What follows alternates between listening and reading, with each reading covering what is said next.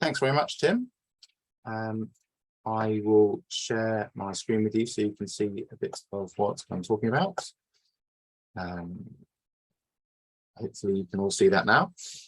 So I'm going to talk through our report, Extreme Circumstances, the UK's new nuclear warhead in context.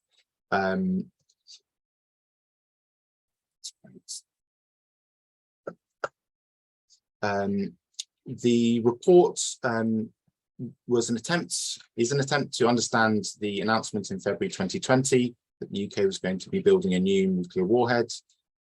We had been planning this work for a while prior to the announcement, as we knew that this was likely to happen sooner or later. It's intended to draw together everything that's currently known and also what can be inferred from information in the public domain about the new warhead. As there's a lot more information in the US about their new W93 warhead, quite a lot of our report is actually investigating the W93 so that we can better understand the UK replacement warheads. I'm pretty confident that the UK replacement warhead is the name being used within government for this new warhead, but there's not been an official announcement of that as yet. As a sort of side note, our report looks at the current status of the lower yield capability on the current UK Trident warheads, and also at the integrated review, which came out in early 2021 and rather shockingly announced an increase to the UK's nuclear weapons stockpile. Both of these strands, information within them is drawn together to inform the final conclusions of the report. Today, I'm just going to be talking quickly through the key findings of the report. I'm not going to spend a lot of time explaining why we came to particular conclusions. Obviously, if you wish to know more, you can read the report, or you can ask questions if you have specific questions in the Q&A later on. So the basics of the replacement warhead, it was announced in February 2020. Rather embarrassingly for the UK, it was announced by the US government. However, preparatory work had been being carried out under what was called the Nuclear Warhead Capability Sustainment Programme, which was a large programme at the Atomic Weapons Establishment. It built a lot of infrastructure. It delivered a life extension upgrade to the current UK warhead, and it also did a lot of preparatory work for the replacement warhead. So studies have been formally being carried out under this programme since 2008. We know that up to the end of the financial year 2018-19, the government spent £116 million on this work. The following two financial years, 1920 and 2021, were termed the readiness phase of the warhead, and over those 2 years, £98 million was spent. The Cabinet Office's Major Projects Review Group approved the outline case for the new warhead in September 2021. It's likely to come into service in the late 2030s or early 2040s. It is described as a parallel development to the new US warhead, the W93. Using US current planning estimates for the W93 and just converting them into sterling, we can say that the ballpark cost for the replacement warhead will be in the region of 10.9 to 12.6 billion pounds. But this is a very rough estimate, and actually, since we wrote the report, the pound has fallen against the dollar, which may have some implications for the project cost. So I said that we spent a lot of time in the report looking at the US warhead, the W93. We actually know quite a lot about the internal justification for this warhead, as an internal Department of Defence and Department of Energy memo was leaked to the Guardian newspaper.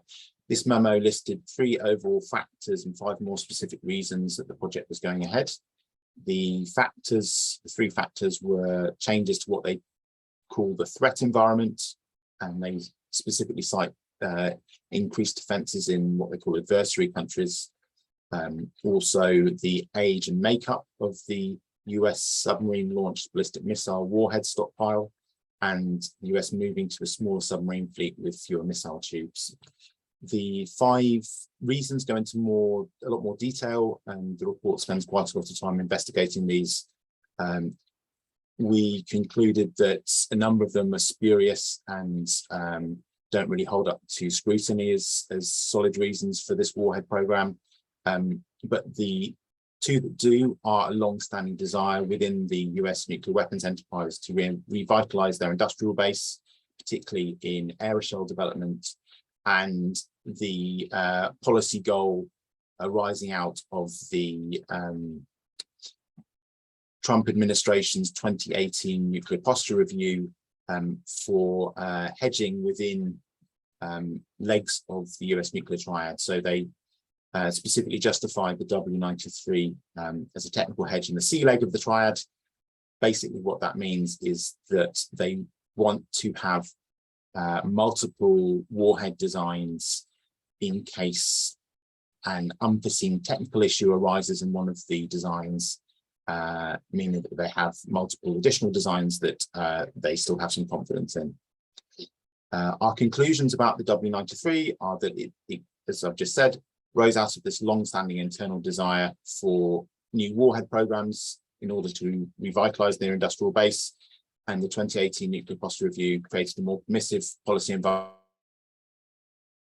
hedge. From this and from other evidence, we can be pretty certain that the W93 is intended to supplement the existing submarine-launched US stockpile rather than displace the weapons that are currently in it. The 2 current weapons they have are the W76, which is very close in design to the current UK warhead, and both of those warheads are believed to detonate at 100 kilotons or thereabouts, and the W88, which is believed to detonate at 455 kilotons. For comparison, the Hiroshima bomb had explosive yield of about 15 kilotons. So both of these are many times more powerful than that, but the W88 is substantially the more powerful of the 2. From the evidence, we can also be pretty certain that the W93 is intended to be assigned to current W88 targets in US strike plans, and therefore we can be fairly certain that the new warhead, the W93, will have a yield somewhere in between these 2 existing yields of 100 kilotons and 455 kilotons. It may also include the capability to detonate at different lower yields, but that remains to be seen. As probably everyone in this call is aware, the UK's nuclear weapons program is heavily dependent on the US, and the replacement warheads is no exception. It will be mounted on a common missile used by both UK and US, that is the Trident D5, which will be life extended. It's planned to be life extended for a second time. As such, the replacement warhead will have to have an identical size, shape, and weight distribution as the new US warhead, the W93, but it's likely to be, even within those small constraints, very close in design to it. It will use almost certainly a number of US supplied components. If the UK were to decide to diverge significantly from the design of the W93, it would definitely incur substantial additional costs and would most likely result in a warhead that was regarded as less certain to function as intended. Within the relatively recent institutional memory of the UK nuclear weapons program, they have the experience of the Chevelin warhead, which is the last unique UK warhead design that was developed. It was subject to substantial overruns. It was a large headache for them, and it actually didn't stay in service very long. So for all these reasons, we think that the replacement warhead and the W93, the US W93, are likely to be very close in design. So we can be fairly certain that the replacement warhead is in about the same stage of the design process as the 93 and its aeroshell, which is called the Mark 7. That is, they are refining the different possible design options And this process of refinement in 2 or 3 years' time will result in a single preferred design that they will then have a main gate decision to go ahead on. However, the chosen design is highly likely to involve an increase in explosive yield. It's also a definite possibility that they will design a lower yield option into the replacement warhead. This outcome is being delivered to a large extent by the dependency of the UK on the US, but the specific approach of the Johnson government cannot be discounted in terms of these decisions and how they are playing out and will continue to play out. None of this is set in stone. Obviously, they haven't got a design at the moment, a single preferred design at the moment, but it is the path of least resistance, and it will be the preferred path of the UK nuclear weapons programme, and is almost certain to be the one adopted unless there is significant public debate and pressure advocating for a different course of action. I said that I would come back to our work on the lower yield capability. This is something that was openly admitted and discussed by the government in the early years of the UK's Trident warheads coming into service. Drawing together all the evidence, we can be fairly certain that this capability was delivered by a variant of the current warhead. That is what, a slightly altered warhead design that had been physically altered and incorporated a dud secondary. So the fusion part of the weapon that delivers most of the explosive yield was replaced with a dud that would not ignite. We can be pretty certain that the mechanism and design are very close to a lower yield variant that the US recently put into service called the W76-2, and that the yields of both the UK variant and the W76-2 are around 5 kilotons or 8 kilotons. Again, the comparison here with the Hiroshima bomb, it's about a third or half of the size of that. So our report specifically calls this lower yield rather than low yield, because you're still talking about an incredible and horrific amount of explosive power. It seems that the intent with this lower yield variant was that submarines would go to sea with missiles that carried a range of different warhead loads, some of them carrying the lower yield warhead or different numbers of the main warhead, so that planners had a range of available nuclear strikes from the submarine that was at sea. This practice may have stopped by the 2010s, but and they may indeed have converted the lower yield stock away from that variant. But in technical terms, it would be pretty easy for them to re-establish it and restart this practice if that's the case. Turning now to the integrated review. Again, as I'm sure most of us know, the review announced an increase to the UK nuclear warhead stockpile. Our report concludes that this increase was intended to either increase the size of the full nuclear strike or to re-establish the practice of carrying different strike options, including possibly some lower yield variant warheads. The integrated review has some contradictions and unanswered questions, and our report concludes that the changes made in the review are more likely to be due to a desire to assert British power than the reasons the review actually gives. Some of these changes are contrary to previous commitments given to under the Nuclear Non-Proliferation Treaty Review conferences, and some of the language in the integrated review indicates there may be a desire to re-establish or redeploy the lower yield capability. Our overall conclusions at the end of our report is that these key decisions about the new warhead are being made at a time when policy is being driven by a desire for the UK to not apologise for being a nuclear weapons possessor, that the dependency relationship on the US means it's very likely the new warhead will have a significantly higher yield than the current one, and it's a strong possibility that a lower yield capability will be designed into it. There is potential for this development alongside other alarming developments to damage the Nuclear Non-Proliferation Treaty regime. And these developments also show the limitations of a disarmament model where nuclear weapon states set the pace of disarmament by their own internal political convenience. Both the US W93 and the UK replacement warhead, we believe, are being driven by political priorities, not by any technical necessities. So our recommendations are that the replacement warhead project shouldn't go ahead, but if it does, the government should publicly state there won't be an increase in capabilities as a consequence of this programme. We also call for transparency and debate about the stockpile increase in the integrated review, about the current status of the lower yield capability, and the current size of the UK's operational warhead stockpile.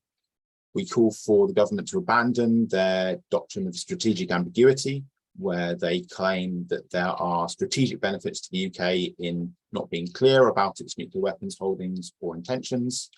And we also call for proper regular scrutiny by the Defence Select Committee of the UK's nuclear weapon upgrade programmes.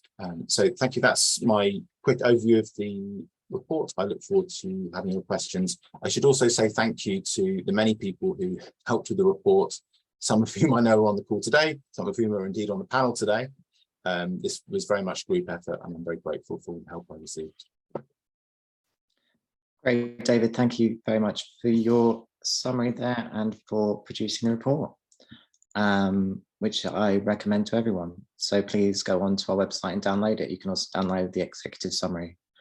Good to see lots of people logging in. I would remind you that you can post your questions in the chat. So if you click on the bar at the bottom of your screen, there's a little icon saying chat with a speech bubble. And if you click there, you can type your question. And I'll be sure to direct it to the right person after everyone's comments. So I'm going to turn now to Kate Hudson, and the floor is yours. Kate, please. Thanks very much indeed, Tim, and thanks for organising this important session. And of course, the biggest thanks of all, of course, go to David for producing such an excellent report. And I have to say it's the same rigorous standard that we have come to expect from NIS. And of course, it will be invaluable in underpinning our campaigning. And we find that having accurate facts at our fingertips is really essential to maintain our work and to maintain its credibility. And of course, this has never been more important because we are indeed living in extreme circumstances, as the report is so aptly named. I very much agree with David's assessment that the warhead is driven by political considerations rather than by technical factors. And that, of course, is true for nuclear weapons in every sense, whether that's manufacture, possession, or deployment. And I very much believe that they cannot be understood in isolation from geopolitics, and that has been true from the very beginning, when nuclear weapons were used against Japan in 1945 to boost the US against the Soviet Union. Indeed, as US Secretary of War Henry Stimson described the atom bomb as the MasterCard in US diplomacy towards the Soviet Union. So I'd like to say, first of all, a little bit about the wider political context in which David embeds the warhead development. First of all, it would be impossible to speak at a meeting this week without talking about the policies of our new Prime Minister in this regard. Firstly, I'm sure everyone has picked up how she has repeatedly said that she is ready to use nuclear weapons. She's made it almost a matter of pride. Secondly, she favours a massive increase in military spending from 2.1% of GDP to 3%. There's been a new RUSI report out which explains that this will mean a 60% increase in real terms, around 157 billion. I think RUSI was thinking that was a good idea. Of course, we think it's a very bad idea. So let's see whether this is borne out in the November spending review, because that's when she would be outlining, or the Chancellor will be outlining, how such a thing would or could be done. And then thirdly, I think a focus on militarily confronting Russia and China, both nuclear-armed powers, could be her defining feature as a prime minister. And of course, that will have disastrous implications for global security and stability. And both the Times newspaper and the Spectator have written on this in the last few days. And it's looking as though she may attempt to change the integrated review definitional wording on China from a so-called systemic competitor to a strategic threat. So that it would indeed be a very significant development, dangerous and significant. So I'd like to put that in the context of the Johnson and Trump legacy. The integrated review of 2021 was, as David describes it, a decisive break with the policies of preceding prime ministers. While they pursued Trident replacement, nevertheless, they also pursued nuclear arsenal reductions. So the announcement of the warhead increase, together with an increased number of scenarios in which they could be used, was very much in the Trump framework, even though by that point he was out of office. But of course, the integrated review wasn't only about nuclear weapons. It also pushed a notion of global Britain that was about fighting wars and winning. It's about an economy essentially based on the arms industry, and also a very, very strong strand about Britain's role as a junior partner to the United States.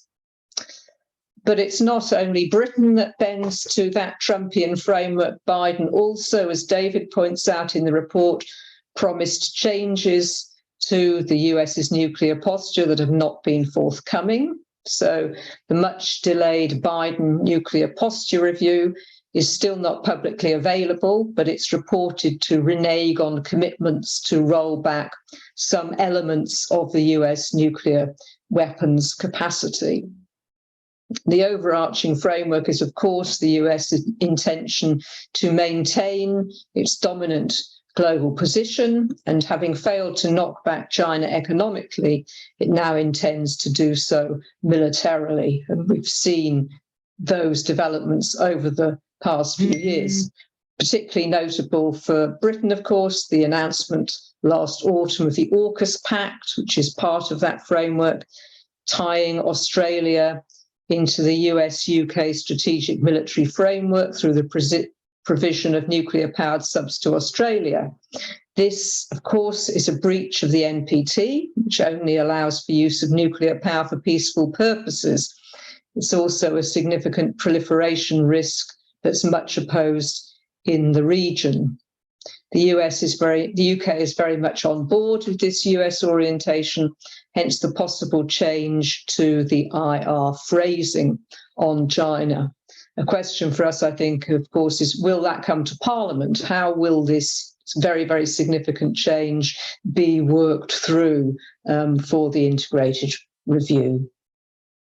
So we see a rejection by the US and UK of multipolarity, a rejection of common security, and this is a massive risk to humanity and indeed to all forms of life, as it massively increases the risk of nuclear war.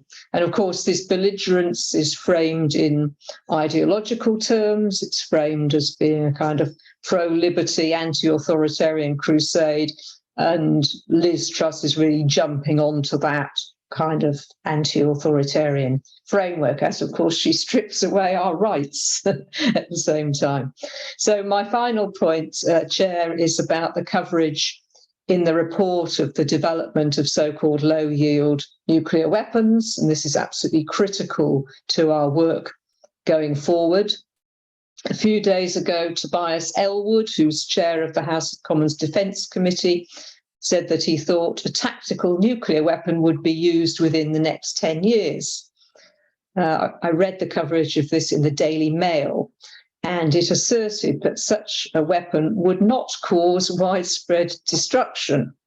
So I don't need to explain in this meeting why that's just nonsense. but it shows how the case that has been made for reintroducing lower yield weapons or options on weapons, they will somehow prevent nuclear war because it's not an all or nothing thing, is just wrong. Not only are they likely to be used, the likelihood of escalation from that point is enormous. And again, as David points out, this was part of the Trump nuclear posture review in 2018. The low yield or usable nukes had been manufactured and deployed by the following year. And as the report rightly states, this shows how easy it is to convert existing warhead technology into other options. That such options can be available on UK warheads is alarming, especially in the context of the belligerent policies of the current government. So for us, the huge challenge remains to oppose these developments and reverse them, to fight for the kind of values we want to see in our society, and to win that struggle. And I believe that this report will help us to do that. Thank you very much. Thank you, Kate, for that summary, that geopolitical review and highlighting current nuclear dangers. Really important to highlight those. So yes, I'm going to pass now over to Nick, Dr. Nick Ritchie. The floor is yours. Many thanks, Tim, and thanks to you and David and Trish for organising the webinar and inviting me to speak. I've got some strong familiarity with the report, having been involved in the working group with Tim, as well as David took the lead on the research and the writing on this. And following on from Kate, I just want to say something about two themes, really. The first is accountability, and the second is on the concept of nuclearism, both of which I think are essential context for this report. First, on accountability. If we understand democracy as a system of accountabilities for the exercise of power by our elected representatives who govern in the name of us, the people, and us being the people who are vulnerable to the exercise of that power, then when we think about democratic accountability in that sense and put that in the context of nuclear weapons, well, then it becomes immediately obvious that the very vast power of destruction that's innate to nuclear weapons and the consequences of nuclear violence require a very high level of accountability and democratic deliberation. So we've got that on the one hand, and on the other, what we routinely see is very limited accountability. And we see this because the idea of accountability and democratic debate on nuclear issues often gives way to a culture of national security, of nuclear secrecy, and a culture of nuclearism. And what we see, I think, when democratic governments try and circumscribe accountability processes and do so by invoking this catch-all of national security, what they're doing then essentially is requiring the electorate to put their trust in them because government knows best. But because the consequences of nuclear violence and the risks of its occurrence are too significant to be left just to trust in government, then civil society, parliamentarians, the media should be informed about these issues, should be engaged, should be questioning of government policies and plans and practices when it comes to nuclear weapons. And that's the reason why this report is so important. That's the reason why I want to really commend David for producing such a fine, detailed piece of work on the UK nuclear warhead programme. Because as Kate said, it's only through high quality, independent work like this that nuclear choices made in Westminster have any chance of being held to account. It's only through processes like this. There's very little natural forms of accountability within the establishment on British nuclear choices. But accountability is really, really important to democratic life. It's rarely applied to nuclear choices. And one of the main ways in which we can demand that accountability is through the work of groups like NIS. And this is a fine example of that in practice. And NIS has established a reputation for this type of work under Peter Burt's excellent stewardship over many years. I don't know if Peter's in the audience, and that's continued on under David. And putting this type of data and analysis in the public domain, submitting it to parliamentary inquiries, summarizing it for our parliamentarians and our journalists is a really essential task in support of this democratic accountability, and essential to support the wider community in the UK, as Kate said, that continues to challenge the retention of nuclear weapons in the UK. And as I'm sure many of you know, the late John Ainsley did similar fantastic work for Scottish CND, producing detailed independent analysis for many years of the UK nuclear weapons programme that often undermined many of the arguments, comprehensively undermined many of the arguments and rationales for that programme from government. So I think it's particularly fitting, as this report is released, that NIS is also compiling and hosting the Ainsley archive. And I think this report really does sit alongside the best of John's work.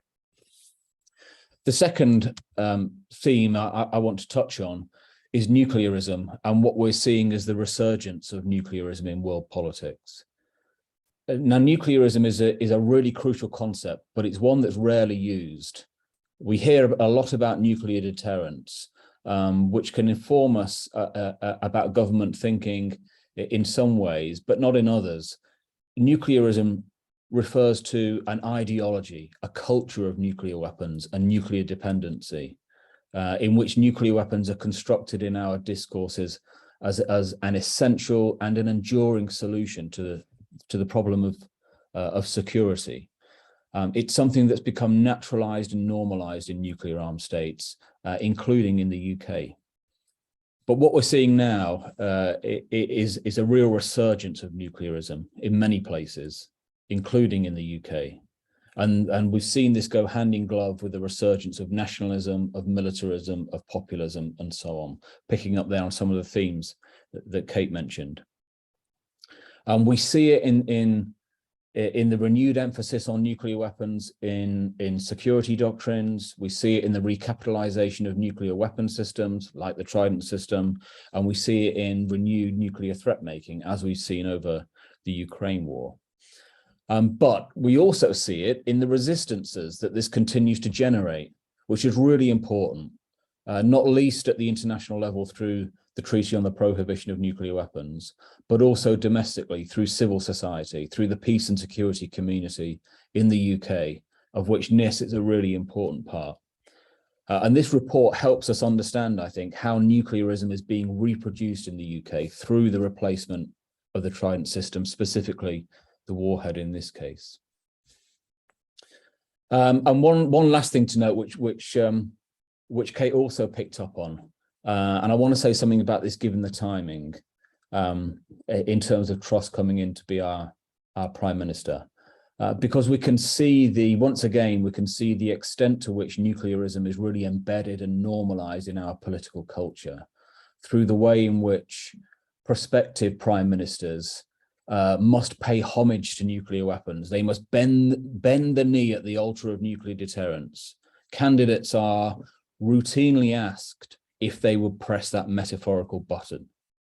And irrespective really of whatever the person might actually think, they are obliged to say yes, they would, or they risk being castigated as unreliable, as weak or unpatriotic.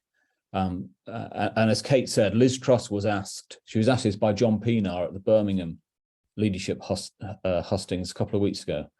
And she replied, yeah, she will be unequivocally prepared to authorize the use of nuclear weapons, whilst knowing and understanding perhaps the foreseeable consequences of doing so.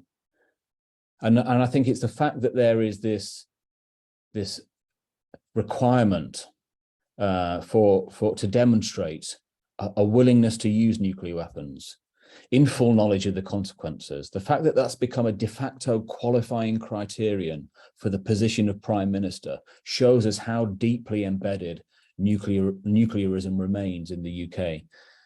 And as I'm sure many of you can recall, this was really exemplified by the reaction in 2017 when Jeremy Corbyn said on the Andrew Marr show, in response to a direct question from Marr, said he would never use nuclear weapons first as a prime minister, or perhaps ever.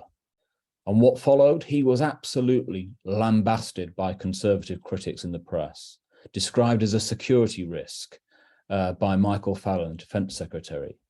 The right-wing press line was that the UK would not be safe in Corbyn's hands because of this. And then we had former Chief of the Defence Staff, Lord David Richards, saying that this showed Corbyn could not be trusted with the ultimate responsibility of government, that of the nation's defence and security. So we have this deeply embedded in our political culture that our leaders must be, as a requirement to be considered as a serious prime minister, must say, rhetorically at least, that they will be prepared to use nuclear weapons, even understanding the consequences. This demonstrates, I think, the scale of the task that we continue to work at to try and dislodge nuclearism in the ways that Kate has described too. And all of this is despite a legal obligation and repeated political commitments to relinquish nuclear weapons eventually under the NPT. And I think just one final thing to note that's been mentioned by David and by Kate in terms of the wider context for this is that this report demonstrates just how deeply embedded the UK nuclear weapons program remained in the much bigger American nuclear weapons enterprise. And I think then by extension, how this continuing, almost naturalized commitment to nuclearism in Westminster is really part of and enabled by this enduring commitment to nuclearism in Washington and the Atlantic Alliance. So I think I'll just finish by saying that this report and the excellent research within it is a really crucial contribution to holding the British nuclear state to account and to contributing to this continuing challenge to British nuclearism. Thanks, I'll leave it there. Great, Nick, thank you so much. Thank you for touching on the resurgence of nuclearism. You talked about the rising nuclear weapons programs of nuclear weapon states, the problems of nationalism and populism, and how these come together as challenges to our actual democracy. So I think those are really big issues to highlight, but they are connected and need to be thought about together. So thank you so much for that. We have a couple of questions and observations in the chat, but I'm going to prod you all to ask some more questions if you like. Please do anything that's on your mind. Just write in the chat, or I'll ask you to raise your hand. I'm going to begin as chair by asking each of the panelists a question, but while I'm doing so, feel free to type your questions in the chat as I say. So I'm going to begin with David, and what I had on my mind for you really was a general question about writing the report and researching it, which was, based on what you conceived of the topic when you started writing it, what surprised you? What would you perhaps have liked to have found out more about that you couldn't? What was the known unknowns? Some of the things that you wish you could get more information on about warhead modernization or modernization generally.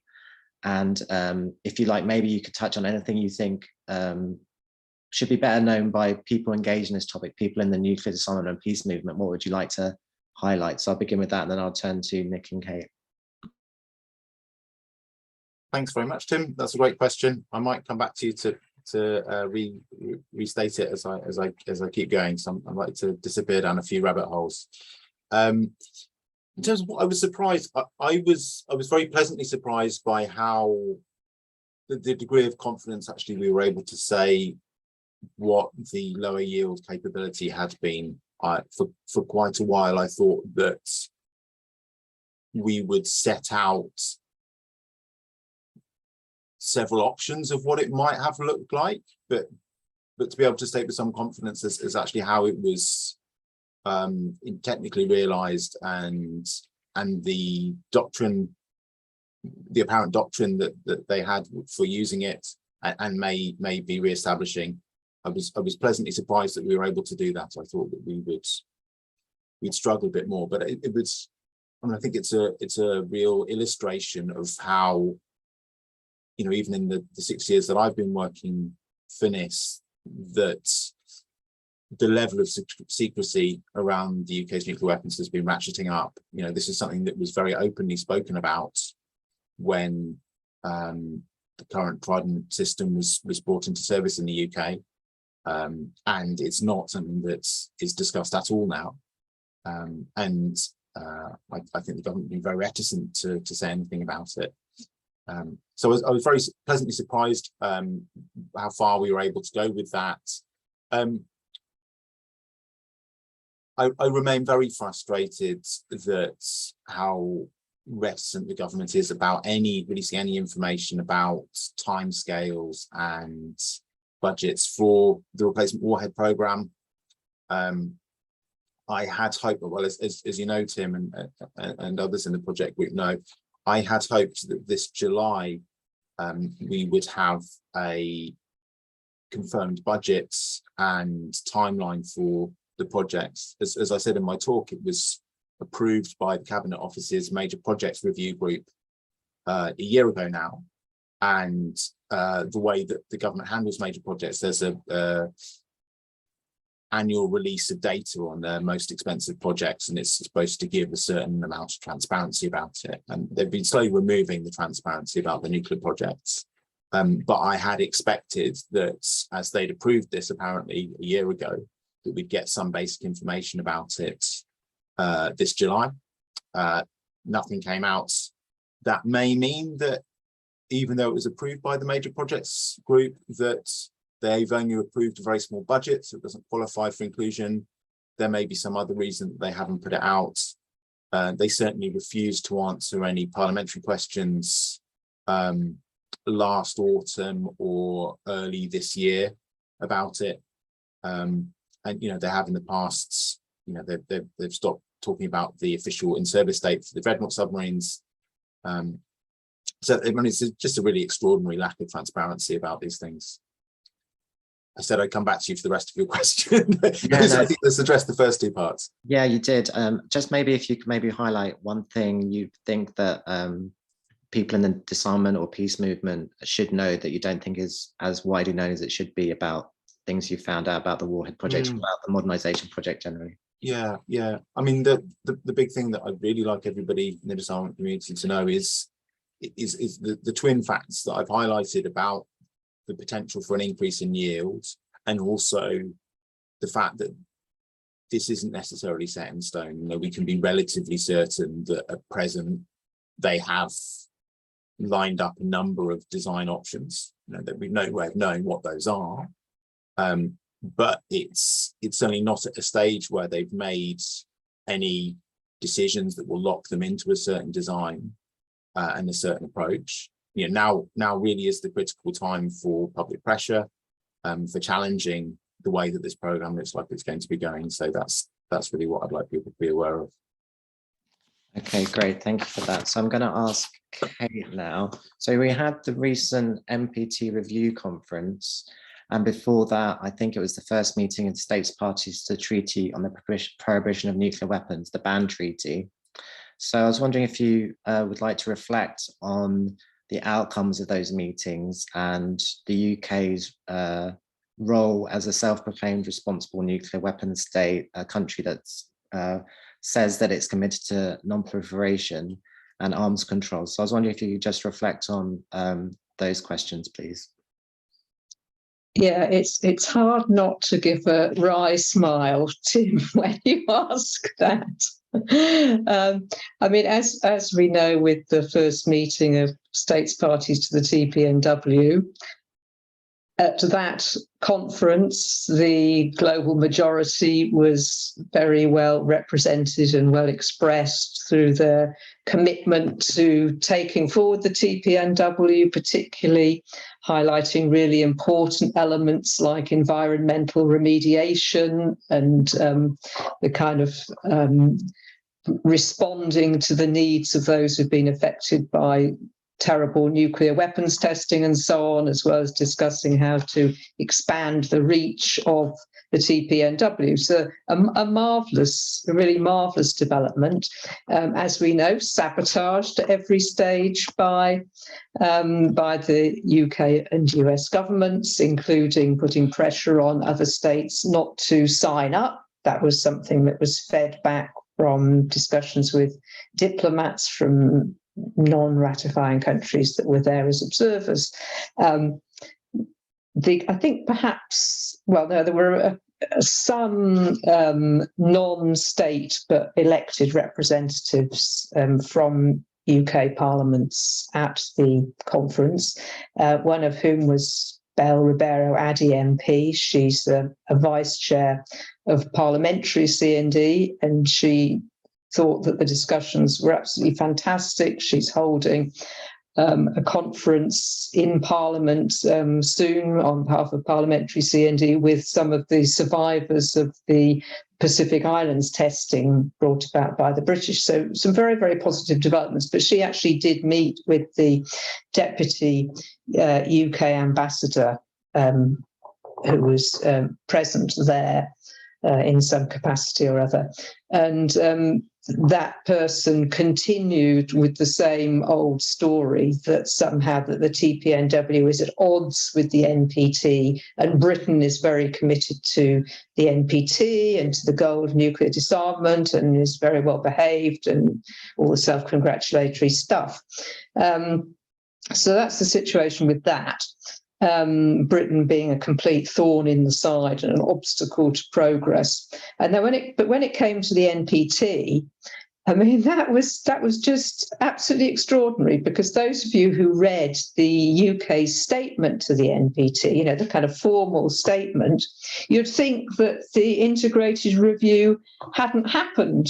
You know, with its rolling back of transparency, its increase in nuclear weapons, its increase in use scenarios, the kind of platitudes were the usual platitudes about Britain's commitment to the NPT, to disarmament, how it was a, you know, good behaviour and all this kind of complete nonsense. So either somebody is in complete denial, or they haven't read the integrated review, or they want to pretend it hasn't happened. But I mean, just shocking. You know, Britain's role systematically in these arenas is something that, well, we're not responsible, but I'm ashamed of the role that our government plays in these things. Okay, thank you very much, Kate, for that update and thoughts on the NPT and the current situation. So coming to Nick, before I open the floor to questions again, we have had a few questions coming in, but do continue to type your questions. So a lot of people have talked about the possibility or the likelihood of Vladimir Putin using nuclear weapons in the Ukraine crisis, but perhaps less has been talked about the potential role of NATO, US and UK nuclear weapons at some stage playing a role. So I was wondering if you could reflect on potential scenarios or circumstances or the likelihood of that occurring, given that there doesn't seem to currently be any sign of that conflict ending, and people saying it could rumble on for quite some time. The UK's nuclear weapons are assigned to NATO, and clearly David has touched on their role in US nuclear war plans. So I was wondering if you could reflect on that in terms of the escalation to nuclear use and the UK's potential role in that, also given the low yield options that the UK's nuclear weapon system has. Thanks. Yeah, okay, I'm going to give you a wry smile as well, because there is a problem in, well, let me back up a step. We saw a lot of this speculation about possible circumstances for nuclear use in those first couple of weeks after the invasion in February, and that tended to almost normalize the idea that it could happen, that it even might happen, and that perhaps in some circumstances it might be manageable, it might be acceptable. And clearly in no circumstances is the use of nuclear weapons and nuclear violence manageable and acceptable. So there is care has to be taken with engaging in speculation about circumstances for possible nuclear use. So I think with that caveat in mind, I'll say a couple of things. One of them I think is a very obvious thing, to the point of being a truism, and that is we don't ever want to see somebody like Vladimir Putin placed in a situation in which Russia is actively engaged in a military conflict in which he considers his least worst option to be the use of nuclear weapons. We don't ever want to get to that situation. The danger is, of course, and this perhaps pertained earlier in the conflict, is that there were dynamics of escalation unfolding, if certainly in those first 2 to 3 weeks, where there was a real concern about plausible pathways to escalation, deliberate and inadvertent, that could have left the Kremlin in that situation, whereby they felt that their least worst option was to use nuclear weapons, probably in theater in Ukraine itself. We've moved away from that now. I think the dynamics of the conflict have settled into an awful war of attrition, and we're not sure what's going to happen as we go into winter in terms of the front lines of that conflict, certainly in the south and east of the country. We've also seen statements made from the Kremlin, from European capitals, and from the White House, setting out kind of red lines, very murky red lines, and testing out in ways that are ripe with danger, but nonetheless testing out what is acceptable in terms of escalation and perhaps what's not. And key to this, I think, has been keeping the conflict, the direct military conflict, largely contained within Ukraine. I think once this starts to escalate beyond Ukraine, particularly if Ukraine armed forces and conventional Ukrainian armed forces start taking the fight in a more deliberate way with Western supplied weapons onto Russian territory, even if it's just the border and some miles inland, that will be quite a serious change in the dynamic. And likewise, if the Russian military and Putin decided that they needed to try and strike Western imports of military equipment into Ukraine before they reach Ukraine, on the territory of Romania or Poland or wherever it might be, that will be a very obvious escalation. And anything that involves Russian acts of direct military violence on the territory of NATO state is going to require, I think, as far as Biden and others in NATO are concerned, require some sort of more forceful military response. And that's where the escalation dynamics are at the moment, I think.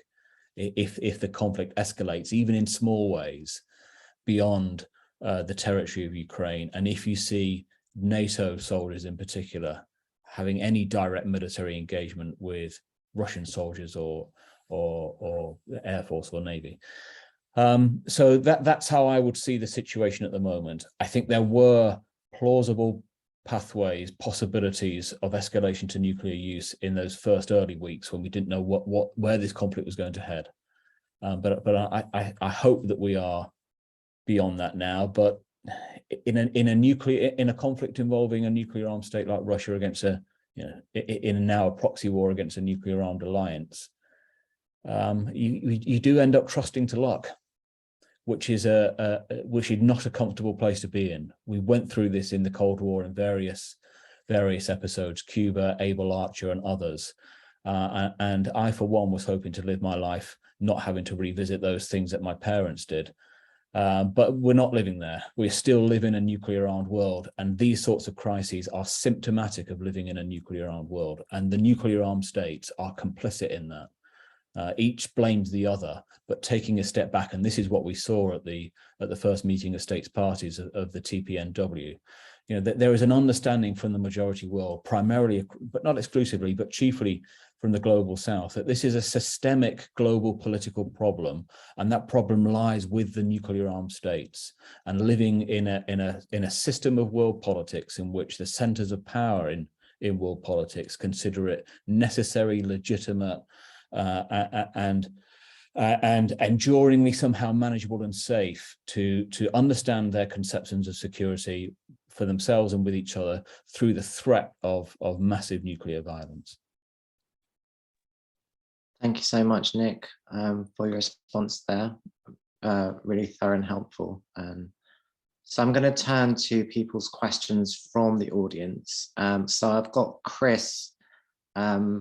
If you want, Chris, you can turn your camera on and ask the question yourself by unmuting. Otherwise, I'm going to ask for you. I'm going to give you a few seconds, see if you pop up. Otherwise, I'm going to go for it. And I think I'm going to ask it to David. I'm happy for you to ask it. The reason my camera is off is just because I don't like my camera and my name on a recorded meeting. Please ask it. Yeah, thanks. So your question was, why does Britain insist on developing its own warheads and not just adopt US ones? Surely this isn't just to underline the independence of the UK. So something about essentially like we could have, why can't we have our own independent nuclear warheads and nuclear weapons program? I'll start with David.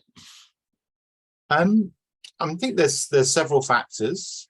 I mean, historically, the UK, having been party to the joint endeavour that was the Manhattan Project, found itself basically thrown out by the US Congress after the end of the Second World War, and therefore was in the position of not having access to nuclear weapons or developing its own, and took the decision to develop them. I do think that a certain attachment to the kudos of being able to claim that they're independent, and that the UK carries some prestige that is supposed to go along with that is certainly part of it. In more practical terms, now as a signatory to the Non-Proliferation Treaty, as two signatories to the Non-Proliferation Treaty, the US could not supply the UK with nuclear weapons for the UK to possess in any meaningfully independent way. The relationship as it functions at the moment allows both states to essentially break the spirit of the treaty without breaking the letter, because assembled weapons do not change hands at any time. Just at various times, pretty much everything that's needed to create an assembled weapon. The production of uranium and plutonium and other materials in the UK is done indigenously, but they have sometimes transferred those materials when there's been a shortfall. So there's several things going on, but maintaining a claim of independence is certainly not, it is part of the mix. Okay, thank you. Next, I had a comment or observation from Sylvia. Did you want to ask this, Sylvia, yourself, or shall I do so? Please ask. Okay, because it wasn't really a question. I'm going to turn it into a question, if that's okay. I'm going to put this to Kate, which is your point was that the backbenchers of the Labour Party, their response to nuclear modernisation, I suppose, or their general position on nuclear weapons and disarmament demonstrates absolute normalism, or their, I suppose you mean their just ability to go with the flow and not challenge nuclear modernisation. So if that's the gist, then I'll put that to Kate. Well, it was the treatment of Jeremy. Yeah, and the treatment of Jeremy Corbyn and his. Okay. Well, yeah, thanks for that, Sylvia.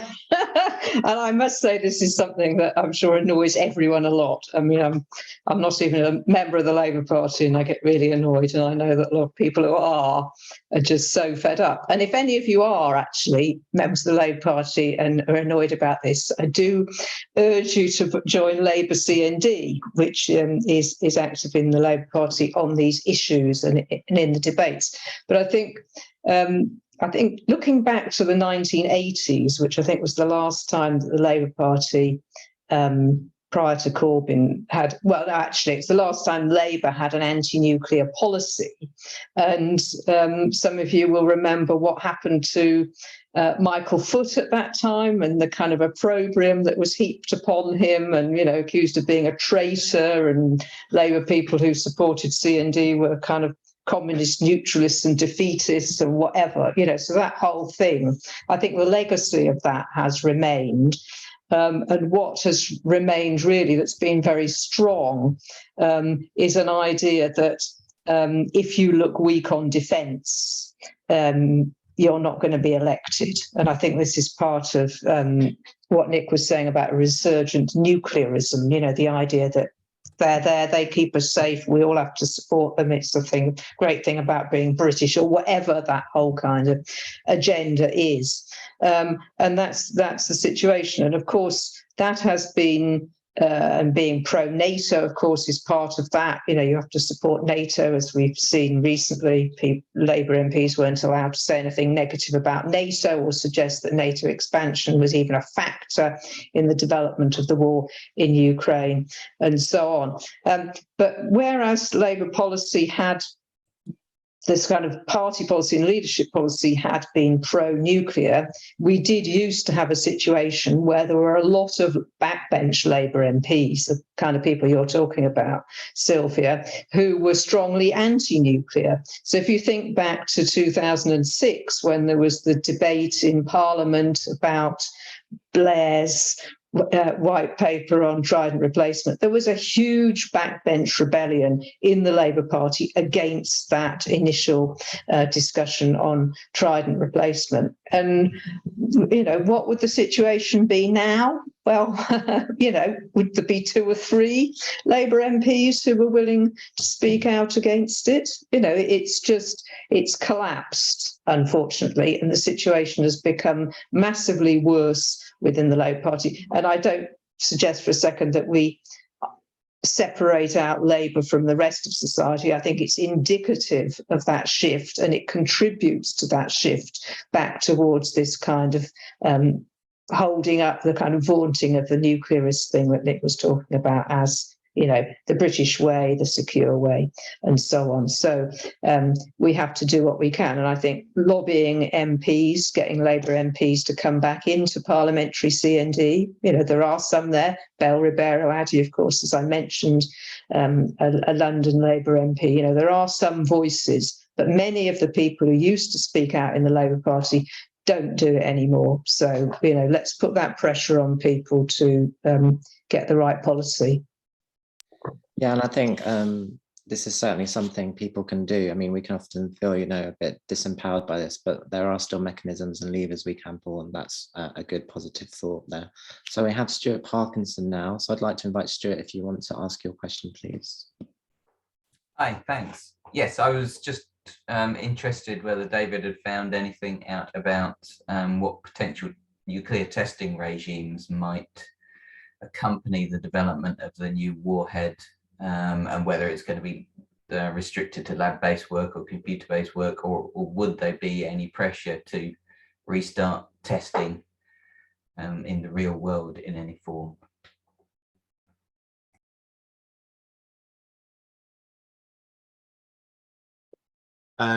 Thanks, Stuart. So I don't think there has been, fortunately. We can say with a lot of certainty that both the US and UK have invested a lot of money in the capabilities to carry out this development without live testing. They have extraordinarily powerful computers. I think the report says that, you know, both the atomic weapons establishment and both of the 2 nuclear weapon labs in the UK have supercomputers that are in the ranking of the most powerful computers in the world. I think they're all in the top 200.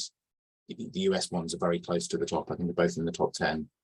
And there's quite a lot of in I think one of the annexes, there's quite a lot of information about how that process works that I was able to pull out of US budget documents about how they do that.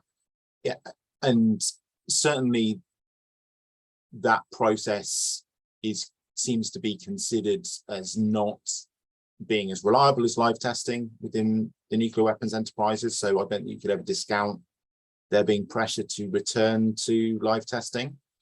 But I would say that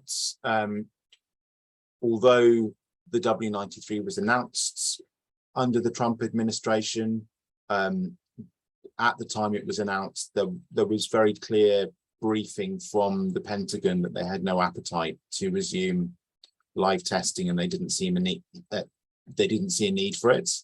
You know, this was at a time when there were outriders and people, you know, who had some connection with or affinity with the Trump administration, who seemed to be pushing for the resumption of live testing because they were frankly maniacs.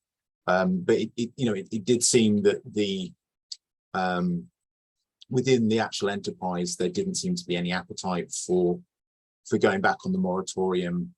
And I have heard in my research that just the process of using this sort of computer software for stockpile stewardship, which obviously the lines are very blurred between what they deem stockpile stewardship and development of new weapons, but they found that process has been more reliable than they expected. I mean, for the UK particularly, it really doesn't, it really can't without the US deciding to, for several decades, I believe, before the moratorium, we're using Nevada. We don't have any territory really now that we could consider testing in.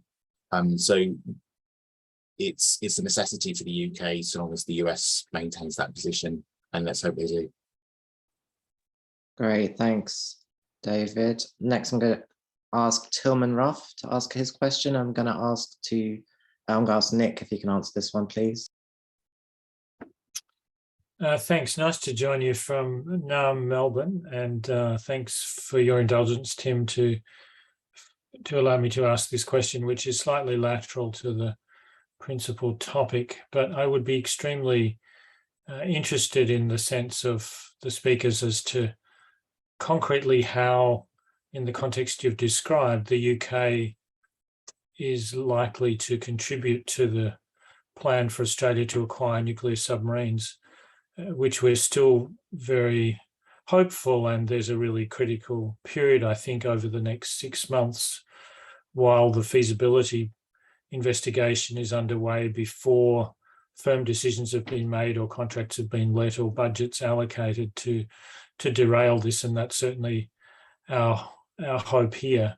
But I wonder how you see that fitting into longer term UK nuclear plans, and particularly what role the UK might play, given that it seems that the construction capacity in both the US and UK for additional submarines for another nation seems really limited. And just last week, a senior US naval leader spoke publicly about how providing submarines for Australia would be detrimental to US interests.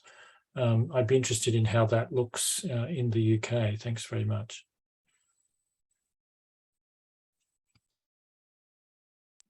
Yeah, Nick, are you able to answer that one? I'll do my best, although I suspect Tilman knows more about this than I. But I think the capacity issue, the industrial capacity issue for the UK is key to this.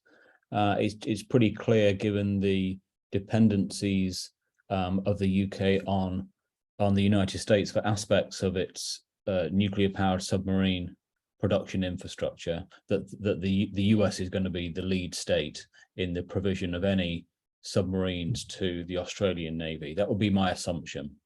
I think the UK would want to be involved in this probably as a junior partner, certainly involved in training and the building of those closer relationships between the Australian Navy and the British Navy, and the triumvirate with the United States. I think the UK will see that as a real benefit at that institutional level between the navies.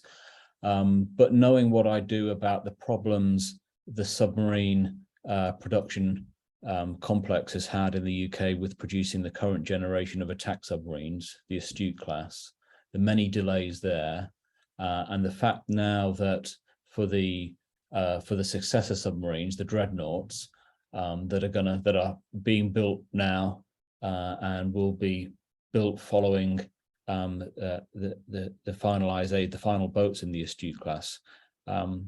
We're building a new reactor, an untested nuclear reactor, with the aid of American assistance in that design. But we're building a new reactor to go in the new boats.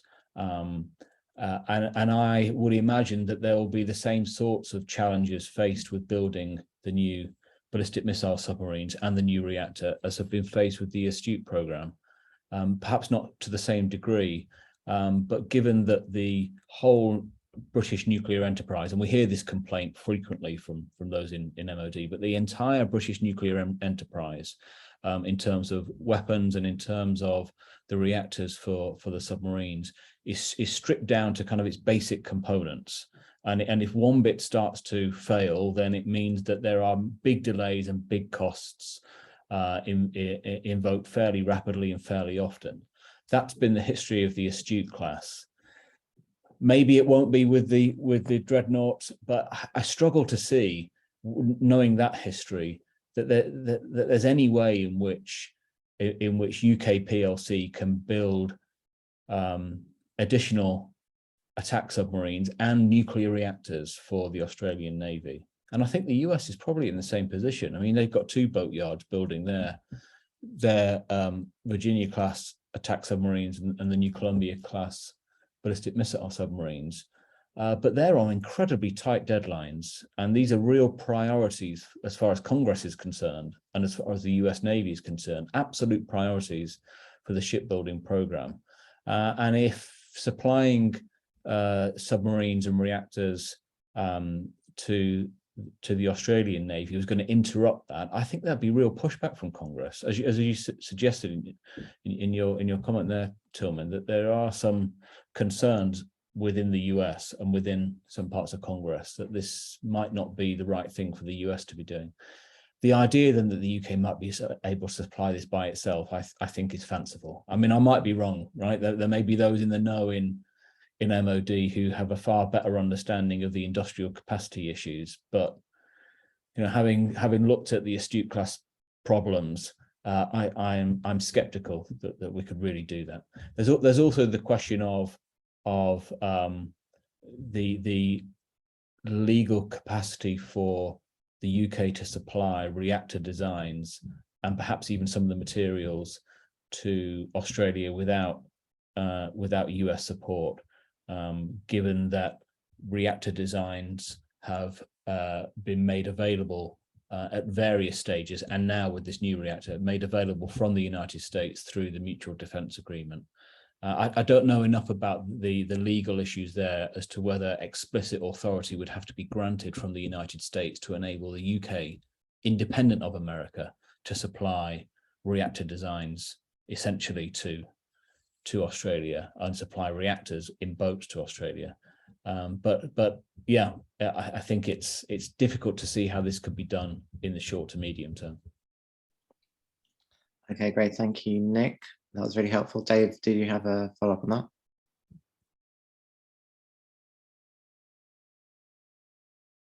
that? Yeah, I do. I think Nick's, and that was really exhaustive, and I pretty much agree with everything there.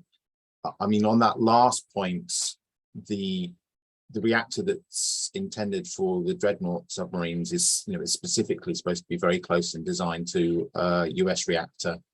I forget, I think I did at some point nail what reactor design I thought that was. I think the way that my understanding of how this partnership was announced and played out was that it was originally a discussion between the UK and US, and then the UK and Australia, and then the UK approached the US. I think that tells us very much that the UK has no capability of providing this design on their own, because it's a US design. Yeah, I mean, it strikes me very much, as you've said, Nick, that it seems both the UK and US had a greater appetite for another state confronting China and for some money to come into their nuclear weapons enterprise than their actual capability for delivering any built submarines to Australia. I certainly saw the news article that Tillman was referring to, and there have been other warnings about capacity in the US, and certainly in the UK there's just none. The Dreadnought, the in-service date for the first Dreadnought submarine has moved from, I think, 2028 to not being discussed. That they just say the early 2030s now, and the information that they've been removing from their release of their major projects data has included anything that allows us to make some assessment of how the timetable for the Dreadnoughts is proceeding already. I think the real, what concerns me here is that if there is not a capability to supply built reactors and submarines directly to Australia, the only way that this partnership can work is with Australia building them in Australia in the separate shipyards. And I'm not a great expert in safeguards and the safeguards issues around these submarines, which will run on highly enriched uranium, which is an unprecedented development. But it seems to me that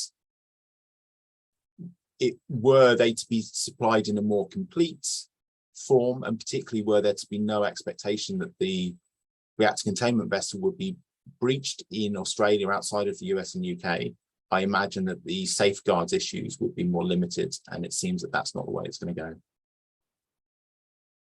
Okay, very informed answers there. Really appreciate that.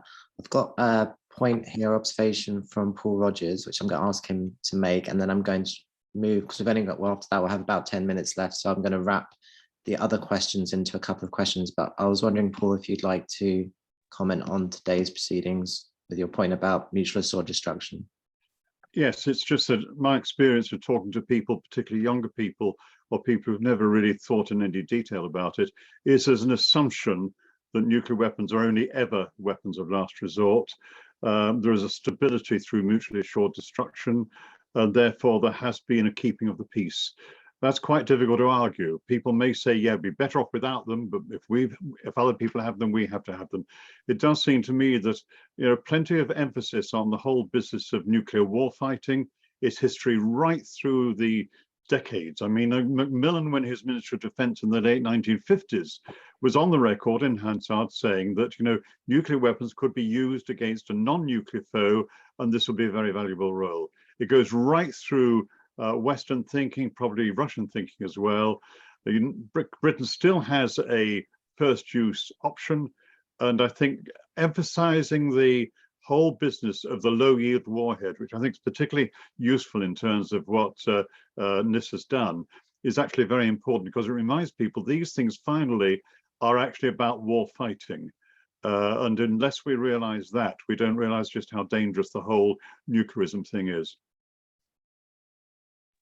Thank you so much, Paul. I will invite the panel to reflect on that if they wish, but I'm just going to wrap two questions into one and put them to Kate, because they're connected, one is from Nick, which says, what sort of impact could Scottish independence realistically have on the UK's Trident programme?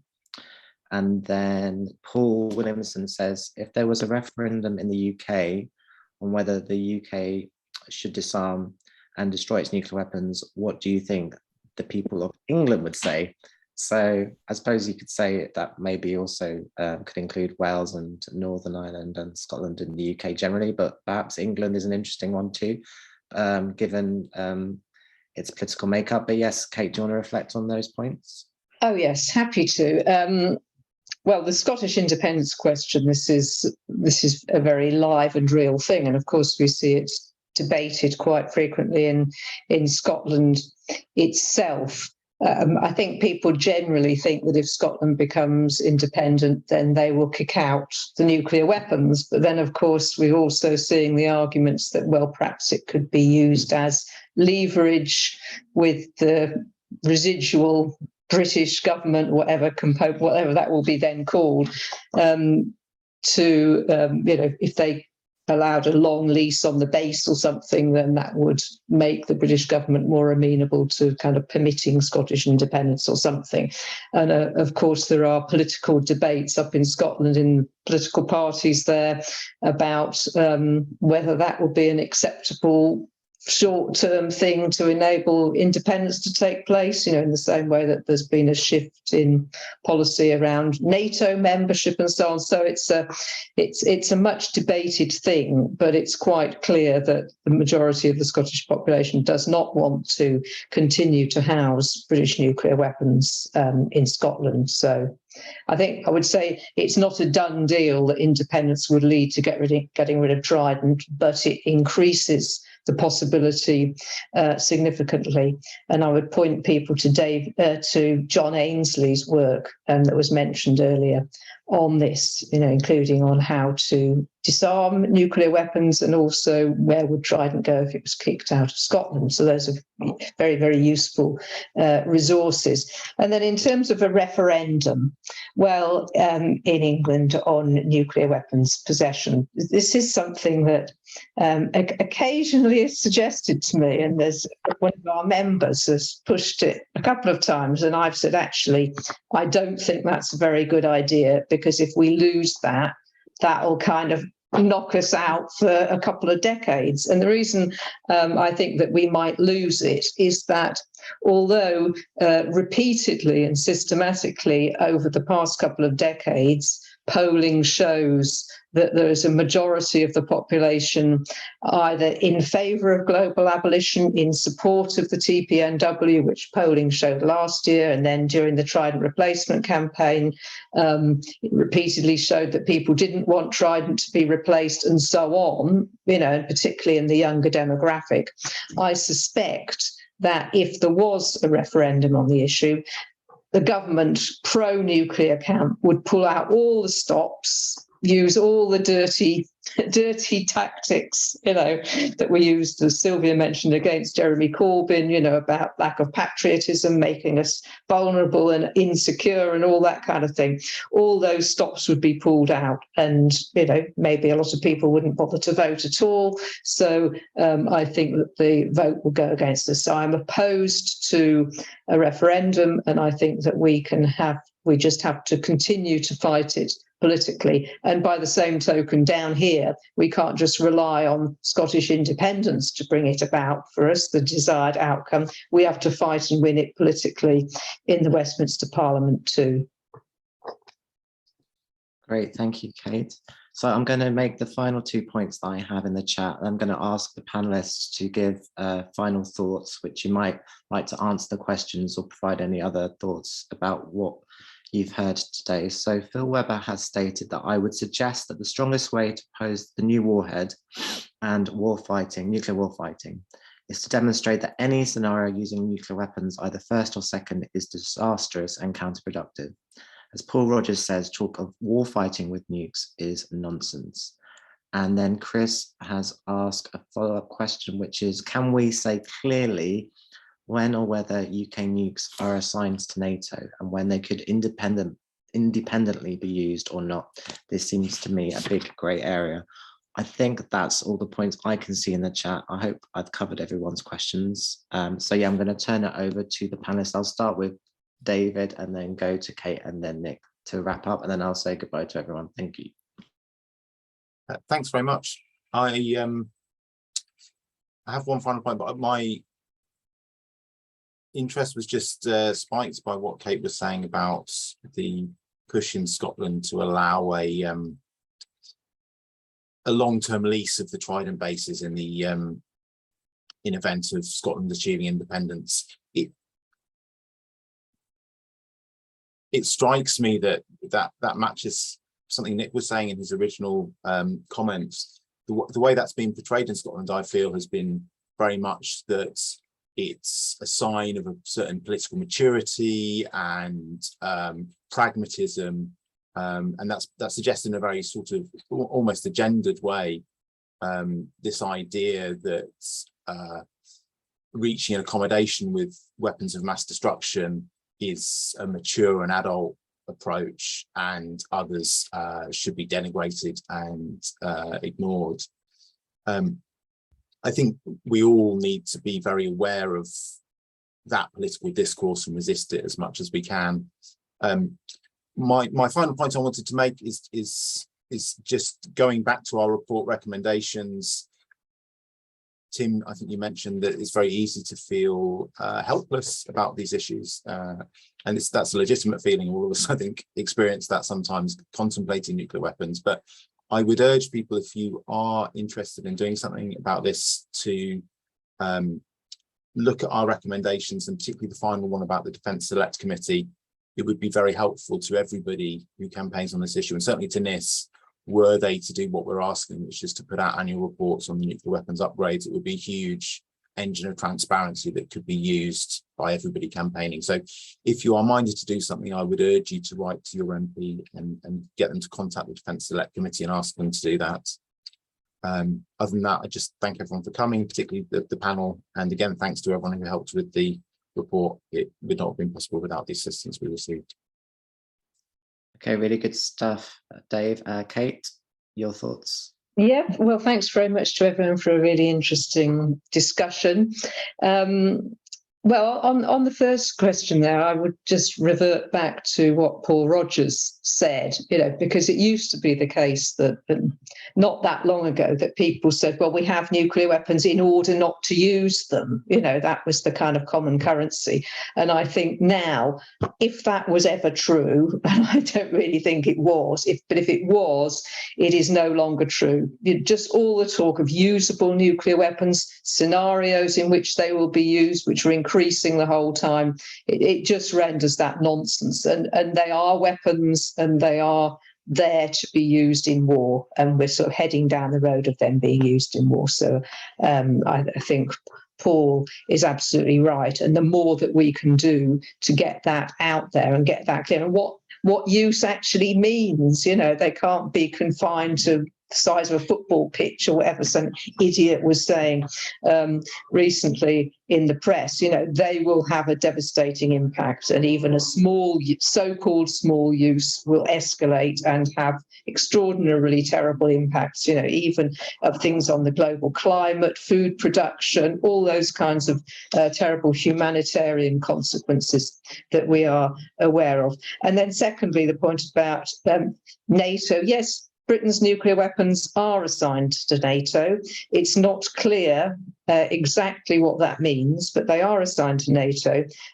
What we do know is that that is why Britain cannot have a no first use policy. This was, said by defence secretaries. We can't have a no first use policy because we are in NATO. Our weapons are assigned to NATO, and NATO has a first use policy. So that's that.